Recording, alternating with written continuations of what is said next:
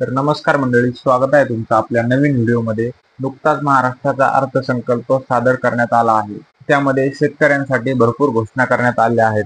त्यामध्ये काही महत्त्वाच्या विषयावर आपण चर्चा करणार आहोत। तर मंडळी, शेतीमध्ये आता कृत्रिम बुद्धिमत्ता आणि आधुनिक तंत्रज्ञानाचा वापर केला जाणार आहे। सरकारने यासाठी 500 कोटी रुपयांची तरतूद केली आहे। त्यामुळे 50,000 शेतकऱ्यांना आणि 1,00,000 एकर जमिनीला याचा फायदा होणार आहे। एआयच्या मदतीने शेतकऱ्यांना पीक नियोजन, उत्पादन खर्च कमी करणे आणि उच्च दर्जाचे पीक उत्पादन करण्यासाठी मदत मिळेल। सिंचन सुविधा सुधारण्यासाठी सरकार मोठ्या प्रमाणात गुंतवणूक करत आहे। जलयुक्त शिवार अभियान 2.0 अंतर्गत 4,227 कोटी रुपयांची योजना राबविण्यात येणार आहे। यामुळे 5,818 गावांमध्ये 1,48,888 कामे पूर्ण होतील। तसेच धरणामधील गाळ काढून गाळमुक्त धरण, गाळयुक्त शिवार योजनेसाठी 382 कोटी रुपयांची तरतूद करण्यात आली आहे।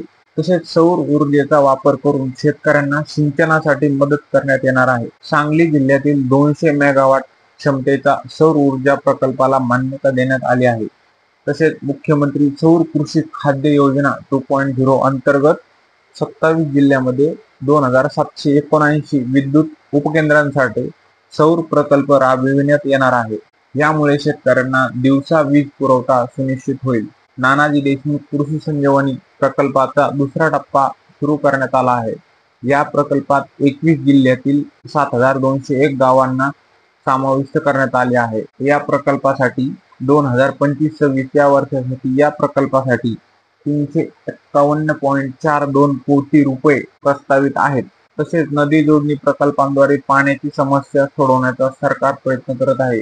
वैनगंगा नलगंगा नदी जोडणी प्रकल्पामुळे 3,71,277 हेक्टर क्षेत्राला सिंचन सुविधा उपलब्ध होईल। तसेच नार पार गिरणा नदी जोडणी प्रकल्पामुळे नाशिक आणि जळगाव जिल्ह्यातील 49,516 हेक्टर जमिनीला पाणी उपलब्ध होण्याची शक्यता आहे। तसेच सर्वात महत्त्वाचे म्हणजे कोकणातील पश्चिमेकडील वाहणाऱ्या उल्हास आणि वैतरणा नदी खोऱ्यातील पाणी गोदावरी खोऱ्यात वळवण्याचा प्रकल्प हाती घेण्यात आलेला आहे। त्यामुळे या प्रकल्पाचा मराठवाड्याला भरपूर प्रमाणात फायदा होऊ शकतो।